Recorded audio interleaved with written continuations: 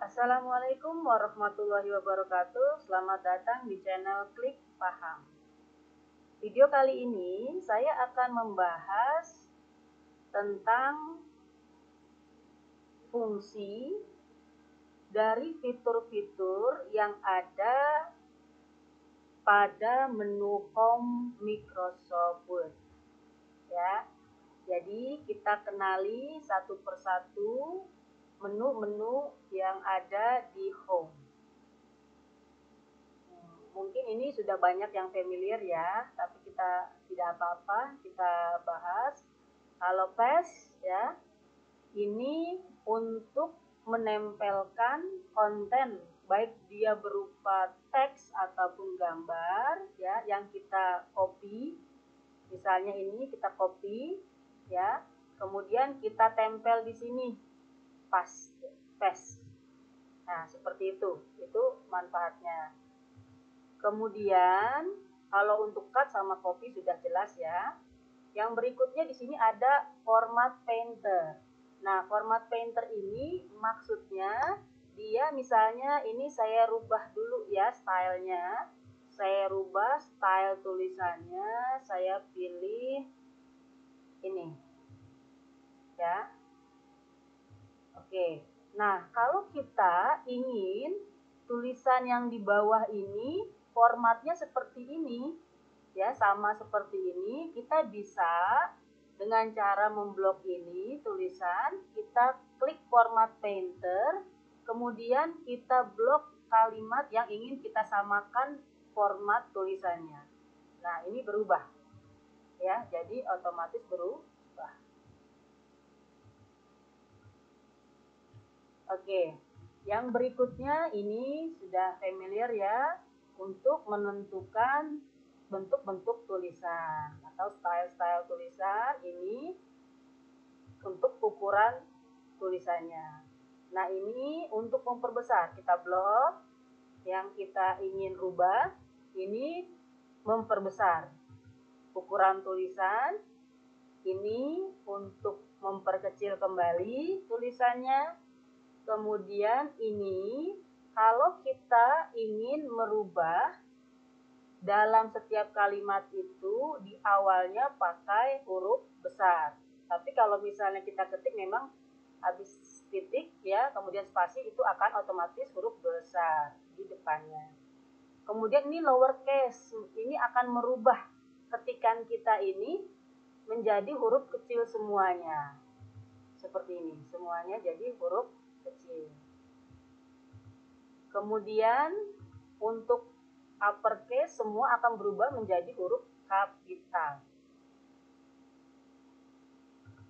Kemudian ini capitalize each word, maksudnya setiap awal kata dalam kalimat tersebut berubah menjadi huruf besar.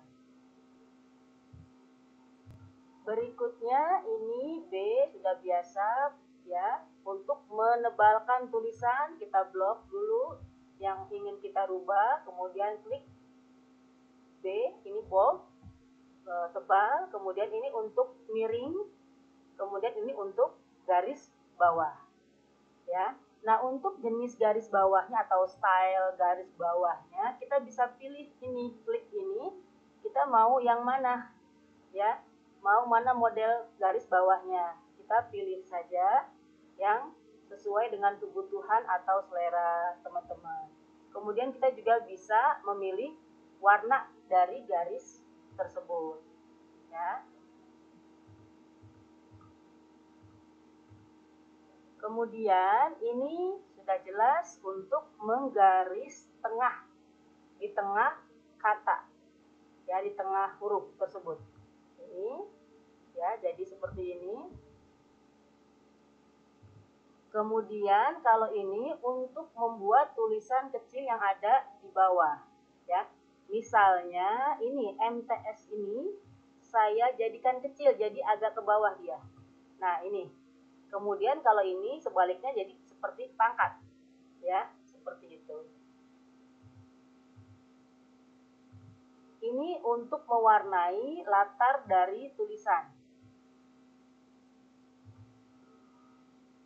Ya, no color. Kalau ini kita ini tidak ada warna. Kemudian kalau ini kita sudah paham semua ya, ini untuk mewarnai tulisannya saja. Berikutnya, ini adalah untuk menambahkan bulat-bulat, itu istilahnya apa ya? Ini ya, misalnya ini, kemudian kita mau buat beberapa.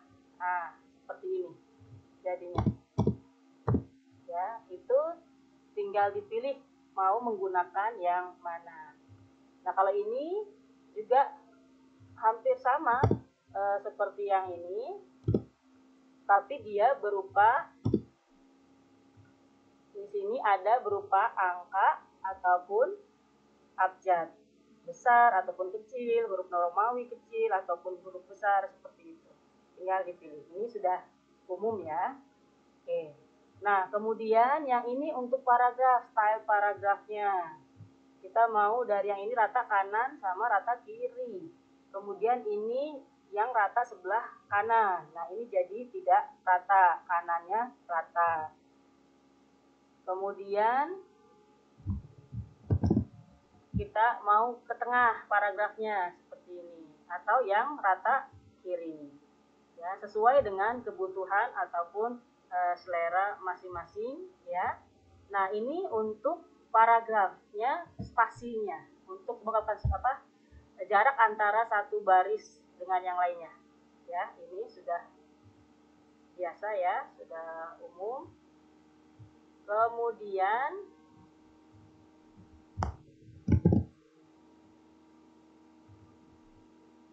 ini untuk memberi warna ya pada background ini. Nah, kalau ini semua backgroundnya berwarna. Kalau yang tadi ini hanya di belakang tulisannya yang berwarna. Kemudian ini untuk membuat border ya. Seperti misalnya ini saya pilih semua, kemudian saya beri all bold. Jadi kalau ini di tiap alinea ada seperti ini. Ya, itu fungsinya. Kemudian yang berikutnya, nah ini style normal ya, tulisannya normal. Nah, kemudian di sini ada heading 1, heading 2 dan seterusnya.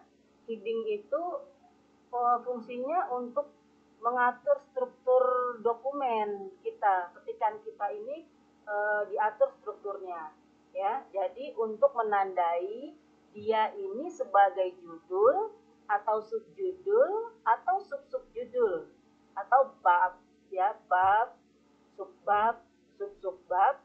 Dan ini heading ini memudahkan kita nanti untuk membuat daftar isi secara otomatis dan mudah untuk kita cari ya. Ini apa namanya, kalau kita sudah buat di heading menggunakan heading ini, kita bisa menelusurinya lebih mudah dengan menggunakan ini menu atau fitur find ya. Ini kita klik atau pakai Ctrl F ya. Ini page. Kalau misalnya nanti di ketikan kita ada banyak lembaran, kita bisa melihat ini. Nanti ada beberapa halaman. Jadi kalau kita pengen ke halaman ini, kita nggak begini ini, tidak meng-scroll seperti ini gitu. Nah, nanti menuju kemana? Nah, tadi memakai heading 1, heading 2, heading 3 dan sebagainya, nanti akan bisa membuat daftar isi otomatis. Itu nanti kita klik heading di sini, nanti ada strukturnya di sini, daftar isi segala macam. Kalau kita misalnya kan skripsi biasanya tebel-tebel tuh. Nah, misalnya kita pengen menuju bab 4, nanti klik bab 4 seperti itu. Ya, untuk style-style yang lainnya ini bisa dicoba-coba. Misalnya ya, ini kita